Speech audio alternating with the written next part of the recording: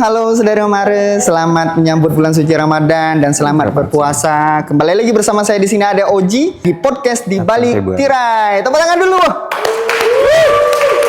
Luar biasa ya, ada sekitar berapa orang sana? Berapa orang bang? 100 ya minimal ya. Oke, nanti saya kasih takjil. Oke, saudara Mare, beberapa episode sebelumnya podcast Balik Tirai kita sudah mengundang beberapa tamu spesial seperti Kepala BPTD Kepri.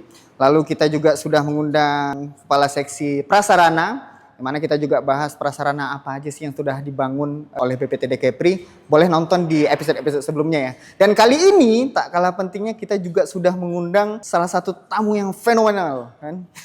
Tamu yang satu ini yang kita kenal seorang pria ya.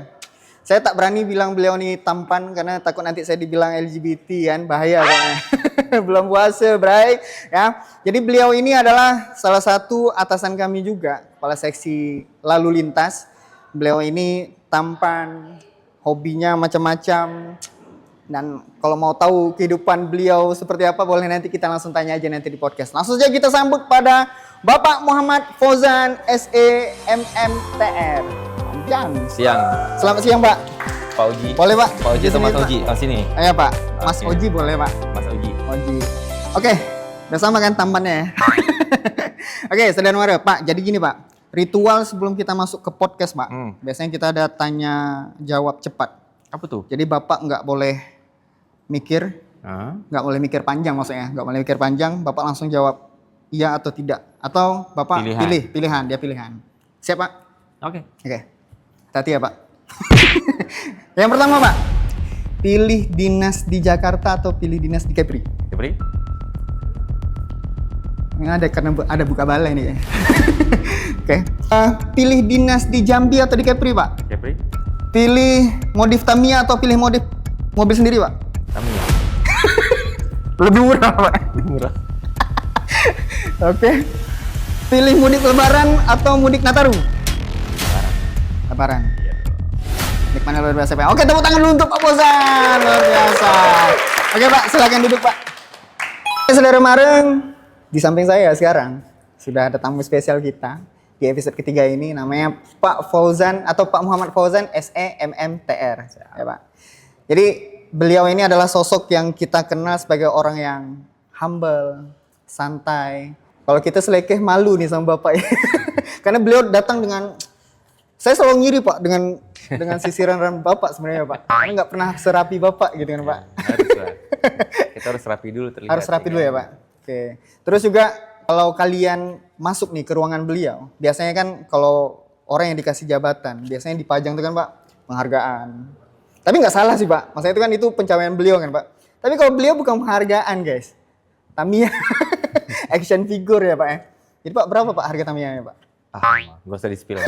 Murah kok itu. Murah, 10.000 ya, Pak? 10.000. Memang Bapak selera Bapak nih yang selera anak muda banget gitu kan. Oke, Pak, hari ini kita tak bahas Tamiya. Karena kita bukan Balai Pengelola Transportasi Tamiya ya, Pak. Yeah. Balai Pengelola Transportasi Darat. Dan beliau ini adalah Kepala Seksi Lalu Lintas di BPTD Kelas 2 Kepulauan Riau. Juga merangkap jabatan sebagai Kasubag Tata Usaha ya, Pak. PLT. PLT. Ya, sebagai anak perhubungan kan tentunya pasti haram untuk libur kan, Pak. Karena kita selalu sibuk di hari-hari libur nasional ya, Pak ya. Meskipun tak ada fatwa MUI. Hari ini kita mau bahas tentang mudik Lebaran, Pak. Bagaimana sih, Pak, persiapan BPTD Kepri dalam hal ini Bapak sebagai Kasih Lalu Lintas dalam mempersiapkan mudik angkutan Lebaran 2026 nih, Pak. Oke, baik Mas Oji.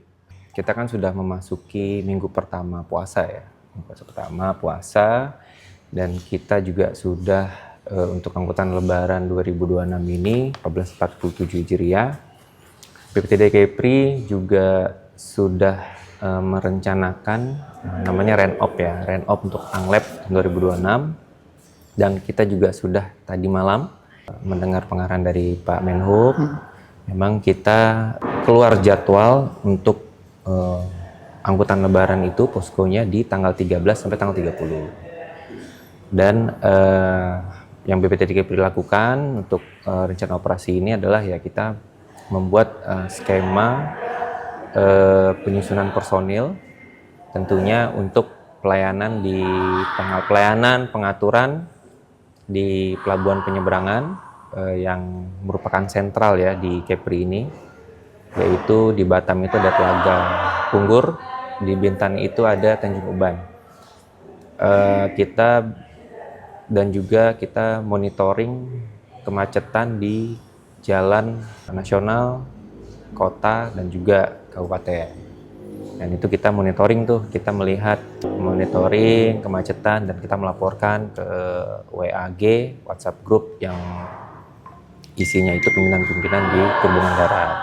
Sehingga nanti itu bisa jadi bahan pelaporan pimpinan untuk kondisi arus lalu lintas angkutan lebaran. Oke, berarti secara keseluruhan BPTD Kepri sudah siap ya Pak menyambut angkutan lebaran tahun 2026 ya? Siap. Insya Allah siap ya? Insya Allah harus siap sebenarnya Pak? Harus siap. Walaupun kita tidak sendirian ini Mas Uji. Kita tentunya kita merangkul stakeholder dan instansi terkait kan. Dari kepolisian ya, dari juga PT SDP, Damri, BMKG yang sangat penting untuk perakiraan cuaca, dan juga BPJN ya, dan teman-teman lainnya. Jasara Harja juga. Jadi kita saling bersinergi untuk melakukan pelayanan dan pengaturan lalu lintas di angkutan lebaran ini.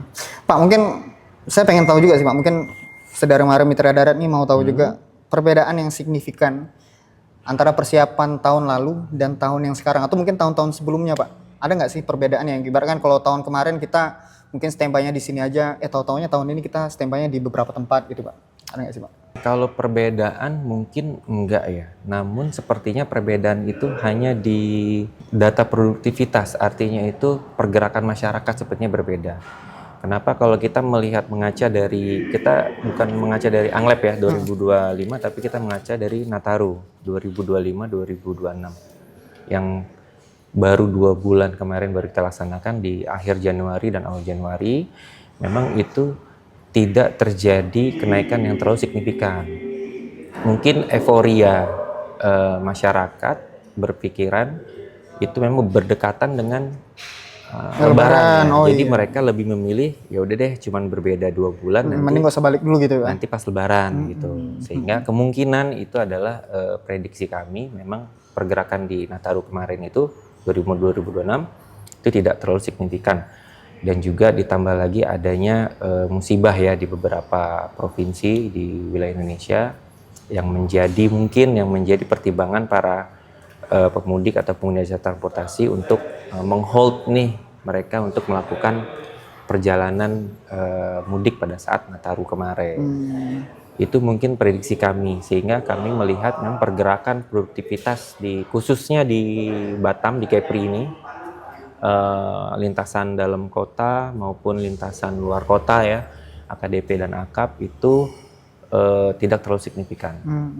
Berbeda dari Nataru 2024-2025. Ada perbedaan yang signifikan ya Pak? Dan juga berbeda dengan angkutan lebaran 2025. Oke, berarti secara garis besarnya Bapak dan tim lah, kita dari BPTD Kepri sudah mendapat gambaran dari Nataru sebelumnya ya Pak? Yes. Dari lonjakan penumpang. Tapi kira-kira nih Pak, kalau untuk prediksi Pak, ada nggak sih Pak tren lonjakan penumpang di 2026 ini Pak? Kalau kita melihat dari tren, kita lihat dari tahun ke tahun ya, BPTD Kepri ini lihat dari tahun 2023. Sehingga saya melihat dari 2023, 2024, 2025 itu kenaikannya setiap tahun itu 5%. Ya, namun kalau kita melihat dari survei yang dilakukan pusat ya, Kementerian Perhubungan dalam ini Ditjen Perhubungan Darat dari pusat, surveinya itu memang penumpang mengalami kenaikan 9,4%. Namun itu masih mungkin bisa lebih dan bisa berkurang ya Mas ya. Oke Pak, saya bisa nangkap juga sih Pak apa yang Bapak sampaikan tadi, bahwa bisa jadi juga sih kemungkinan di Anglep ini di 2026 ini jadi meningkat karena statement dari beberapa masyarakat, mereka menunda mudik mereka di Nataru, terus lebih memilih ke angkutan lebaran gitu Pak. Jadi mungkin jadi PR besar buat kita juga sih Pak. Iya. Persiapan kita harus matang. Kita harus matang dan harus siap dan harus bisa mengeluarkan strategi-strategi yang cemerlang agar tidak terjadi kepadatan, kemacetan, dan nanti para pengguna jasa transportasi itu bisa aman, selamat untuk melakukan mudik. Mudik ya Pak. Itu. Pak, sekarang kan kalau mungkin ya perbedaan antara Angleb dari sebelumnya sama Angleb 2026. Mungkin di 2024 kita masih offline ya Pak, belian tiket. Ya, masih non Verizi. Non Verizi. Untuk Nah, yang 2025 pelabuhan udah mulai masuk ya Pak ya. Ya. 2026 udah total semuanya. Ya Yes. tentunya dengan online harusnya cukup membantu ya Pak. Sangat membantu. Jadi ini kan banyak nih Pak pertanyaan dari saudara mara mitra darat nih kan, bahwa kenapa sih kayak sekarang ini beli tiket tuh susah gitu Pak, sering habis gitu kan. Jadi kita memang dari tim humas tuh selalu jawab ya karena memang ada kuotanya supaya mencegah tidak antrian panjang gitu ya Pak. Mungkin saya bahas tiket dulu ya. Untuk 2023-2024 kita masih manual. Dan alhamdulillah di tahun 2025 dan 2026, di 2025 tentunya awal PT ASDP ini untuk wilayah Kepri itu membuka pembelian tiket Verizi. Walaupun di 2025 itu kita masih masa percobaan ya. Artinya masih ada yang manual dan juga sudah ada yang Verizi. Dan di 2020 Nataru 2025-2026 kemarin kita sudah full untuk Verizi, sehingga kepadatan di parkir siap muat di pelabuhan penyeberangan itu dapat teratasi karena para penumpang itu sudah menerima sosialisasi sebelumnya kan di 2025 Anglebnya yang kemarin itu. Sehingga di Nataru 2026 mereka sudah ke-trigger membeli tiket itu memang harus online. Sehingga berdasarkan kuota mereka juga sudah melihat jadwal mereka.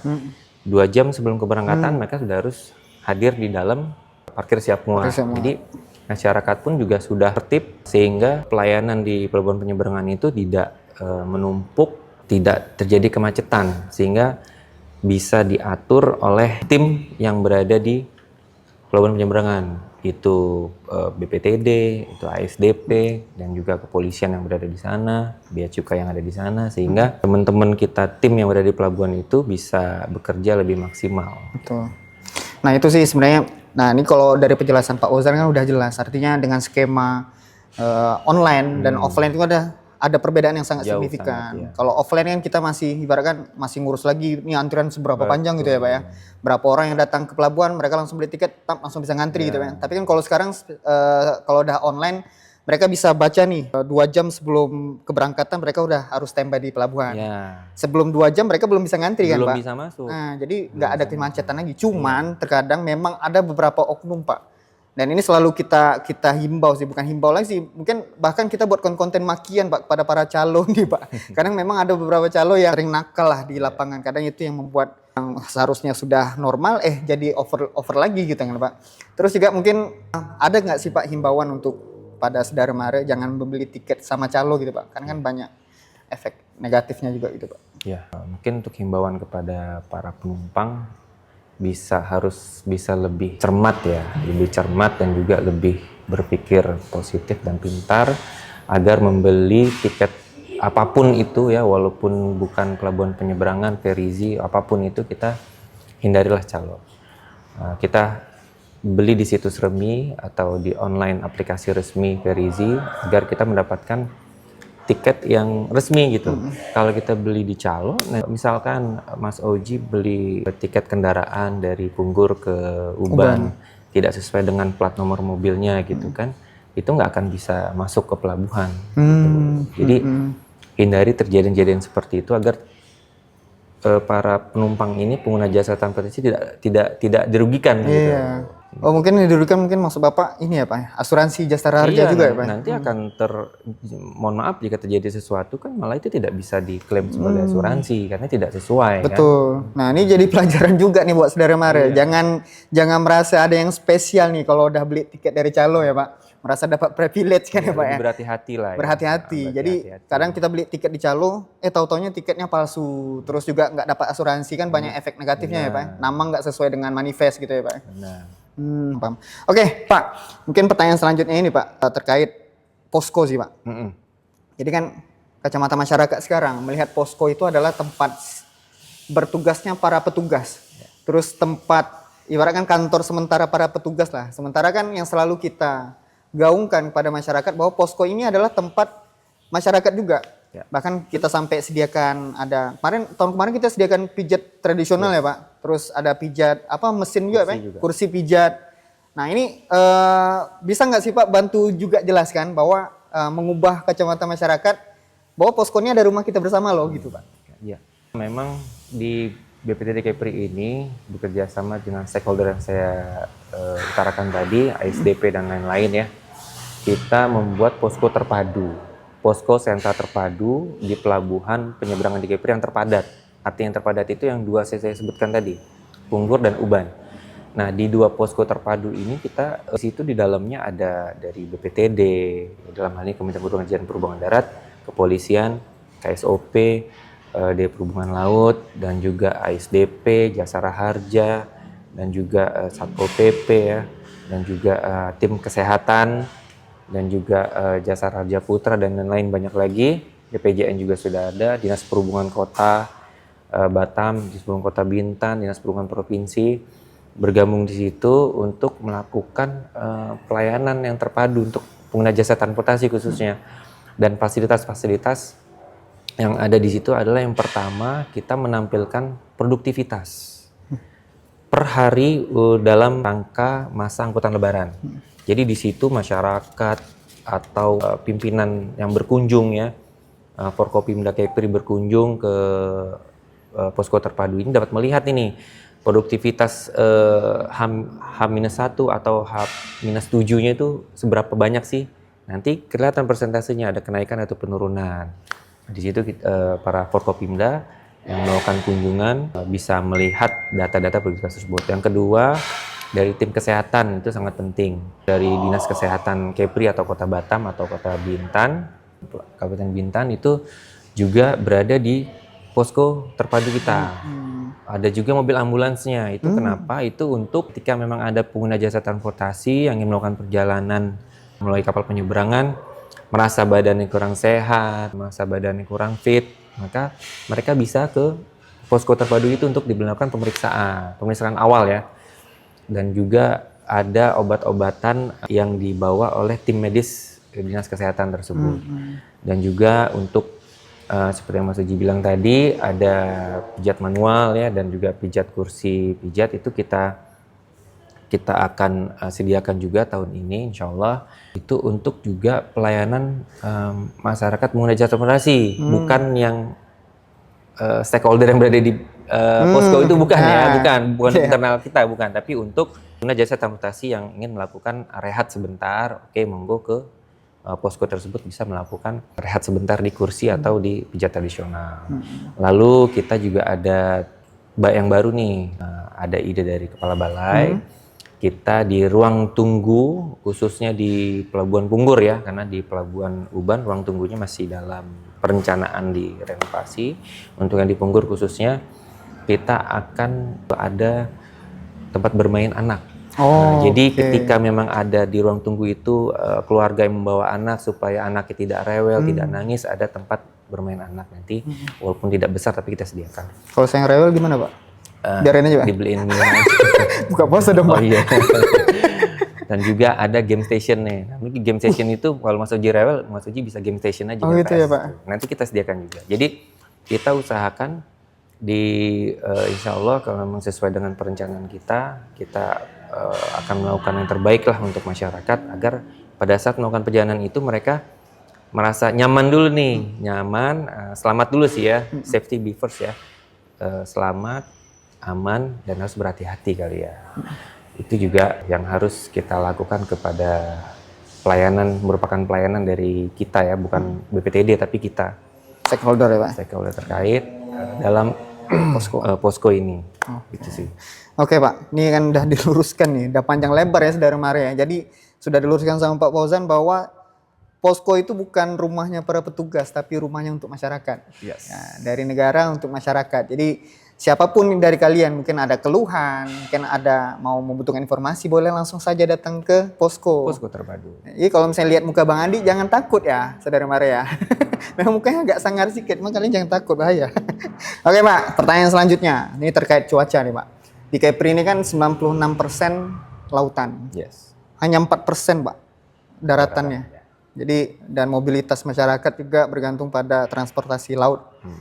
Roro, kapal laut juga. Juga kita artinya karena dominasi lautan ini Pak, kita juga bergantung dengan cuaca. Skema yang dilakukan oleh Bapak dan tim gimana sih Pak menghadapi cuaca yang mood swing di Kepri ini Pak? Oke, terkait cuaca memang Kepri ini seperti yang Mas Uji bilang, kita berada di 90% kepulauan, 4%-nya daratan. Sangat kecil sekali daratan kita.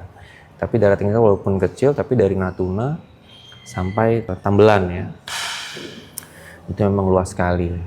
Dan kepulauannya itu sangat besar, 96%. Nah, terkait transportasi pelabuhan penyeberangan, kapal Ro-Ro itu sangat bergantung kepada cuaca.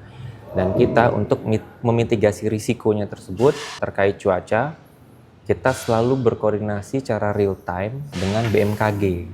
Karena BMKG ini memegang peran penting dalam keselamatan di kapal Ro-Ro ya, penyeberangan khususnya kita di kapal Ro-Ro penyeberangan. Kita memang juga sudah ada WA group ya, WA group secara real time di BMKG-nya Kepri dan Batam, sehingga kita bisa memantau terkait kecepatan, gelombang, angin, kita bisa melihat, sehingga kita jika memang terjadi sesuatu angin kencang atau arus ombak yang terlalu tinggi apa gimana, nah, kita bisa koordinasi dengan PT ASDP. Nanti ASDP itu berkoordinasi dengan kapal, dalam hal ini nahkoda atau kriulis yang berada di kapal, sehingga selain kita mendapatkan laporan dari BMKG, kita koordinasi dengan ASDP, ASDP juga dapat laporan dari kru kapal, sehingga kita saling koordinasi untuk mengeluarkan mitigasi risiko. Mitigasi risiko macam-macam. Kita bisa menunda perjalanan, ya kan, dan juga lain-lain. Nah, kebiasaan yang kita keluarkan diskresinya itu adalah memang kita jika memang sudah terjadi gelombang tinggi atau angin kencang atau cuaca yang buruk, sangat buruk, itu ketika gelombangnya sangat tinggi kita tidak melanjutkan perjalanan kapal tersebut. Pasti kita hold sampai cuaca tersebut kembali normal. Jika memang gelombang tinggi atau cuaca tidak terlalu tinggi, dalam hal ini mungkin sedang atau rendah, maka tinggal keputusan dari PT SDP dan nakodanya itu mau melanjutkan perjalanan atau tidak. Jadi kita secara real time tentunya harus berhati-hati dalam mengeluarkan keputusan terkait adanya cuaca-cuaca yang buruk ini. Karena itu sangat bergantung untuk keselamatan ya Pak, para penumpang. Gitu Mas Uji. Oke. Pak, ini kan kalau tadi cuaca nih. Kita ini sebenarnya saya banyak pertanyaan Pak, cuma takut waktu nggak cukup dan Bapak sibuk kan Pak. Pak, ini Pak terkait mungkin bisa sih memberikan edukasi kepada masyarakat terkait mungkin peraturan bahwa setiap musim angkutan Lebaran, angkutan Nataru, biasanya itu kan angkutan barang itu kan dibatasi, Pak.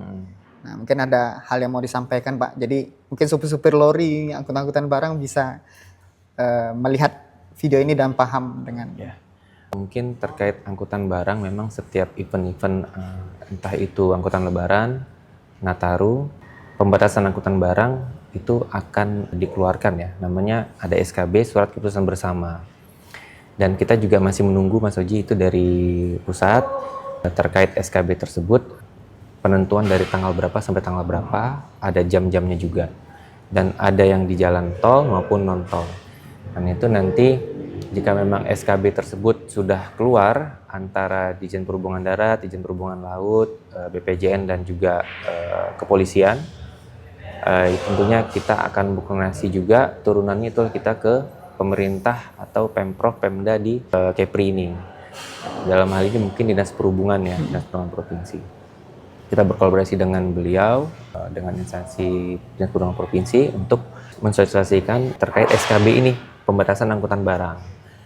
Jenis-jenisnya apa saja yang dilarang, yang diperbolehkan apa saja, nanti akan kita sampaikan di kemudian hari. Nanti akan kita di media sosial juga akan kita umumkan. Oke Pak, dua pertanyaan terakhir Pak. Ini terkait tusi dan wewenang di Pelabuhan Ro-Ro. Nah, biasanya kan dulu beberapa tahun terakhir BPTD Kepri ini kan selalu memang wewenangnya di kapal Ro-Ro. Artinya kayak penerbitan SPB, terus kayak fungsi pengawasan di pelabuhan juga kita gitu kan. Namun kan mungkin masyarakat banyak yang belum tahu, namun di lingkungan BPTD kan sudah pada tahu bahwa tusi ini sudah beralih ke perhubungan laut Pak. Mungkin boleh dibantu jelaskan lagi kepada saudara mara mitra darat supaya mereka paham nih, oh bahwa sekarang wewenangnya ada di perhubungan laut nih. Dan sekarang wewenang di BPTD Kepri itu apa aja sih gitu Pak? Ya, jadi Mas Oji terkait semenjak peralihan ya tusi di pelabuhan penyeberangan dari Direktorat Jenderal Perhubungan Darat ke Direktorat Jenderal Perhubungan Laut. Dalam hal ini mungkin yang paling krusial itu adalah pengeluaran penerbitan SPB ya, Surat Persetujuan Berlayar, terkait kapal ro-ro penyeberangan di wilayah Kepri. Nah itu memang sekarang sudah beralih ke KSOP. Di BPTD tugas dan fungsinya masih ada juga, di mana di dalam pelabuhan penyeberangannya terkait zonasi dan juga terkait pengaturan lalu lintas dan juga pengaturan di parkir area siap muat.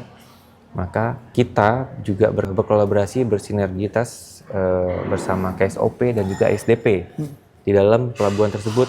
Sebenarnya kita tidak bisa mementingkan ego sektoral ya.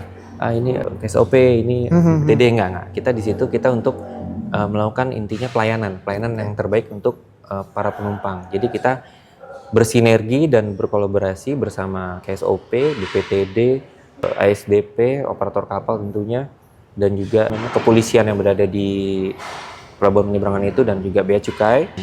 Di situ kita bekerja sama untuk bagaimana caranya melakukan pelayanan yang terbaik agar semaksimal mungkin, apalagi menghadapi angkutan lebaran ini.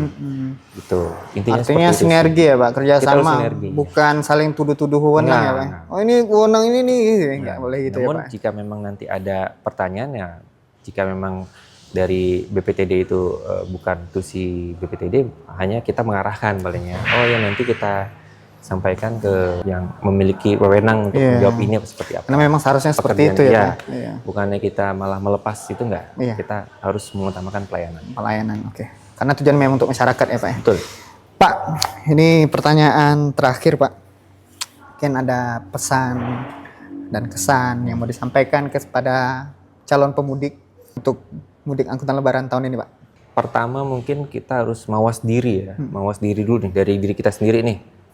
Sebelum melakukan mudik, kita harus lihat dulu nih, mawas diri artinya tuh lihat kondisi fisik kita nih. Sehat nggak gitu kan, dalam keadaan capek apa enggak gitu. Intinya itu. Karena kalau kita melakukan mudik, apalagi membawa kendaraan pribadi, kita sedang capek atau tidak sehat, itu akan membahayakan keselamatan, bahkan bukan keselamatan dirinya, keluarganya juga dibawa kan. Nah itu yang paling dia penting. nyupir ya Pak. Iya. Yang kedua, menghindari calo tadi kan. Kita harus berhati-hati dalam membeli tiket agar tidak merasa rugi dalam melakukan perjalanan, baik dalam itu asuransi ataupun hal lainnya.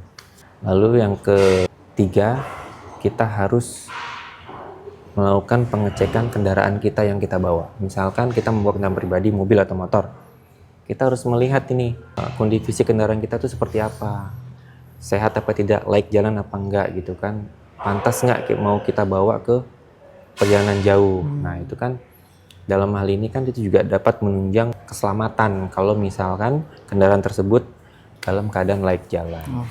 Itu sih pesan saya. Nama satu lagi boleh Pak? Boleh. Mungkin ini pesan untuk masyarakat Humas BPTD Kepri Pak. Mungkin ada pesan-pesan Pak, atau mungkin himbauan atau mungkin kritikan Pak.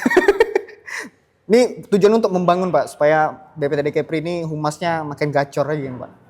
Humas BPTD Kepri saya rasa mah udah keren banget ya, karena hujan, badai kan, panas-panasan, dilibas untuk melakukan untuk melakukan konten, melakukan sosialisasi, membuat informasi yang sangat penting untuk masyarakat, dan juga memberikan laporan ya kan, membuat sosialisasi survei, dan memberikan informasi terkait apapun hal itu terkait keselamatan. Itu menurut saya sudah sangat keren, tapi jangan lupa jaga kesehatan yang paling penting. Kalau tumbang gimana? Karena humas kita kan nggak banyak, banyak 6 orang ya. Jadi kita harus berbagi tugas, jangan sampai yang satu ini terlalu berat, ini tanggung jawabnya, nah yang ini enggak, itu jangan sampai. Kita harus bagi rata.